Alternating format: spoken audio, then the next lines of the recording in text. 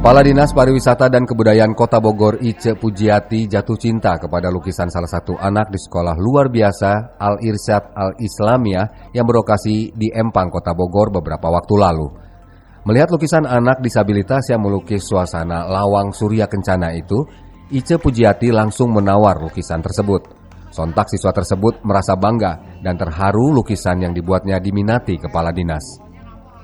Lukisan berbalut warna yang sederhana namun menarik ini langsung dibeli dengan uang ratusan ribu rupiah. Nantinya lukisan tersebut akan dipajang di ruang tamu kantor Disparbud Kota Bogor.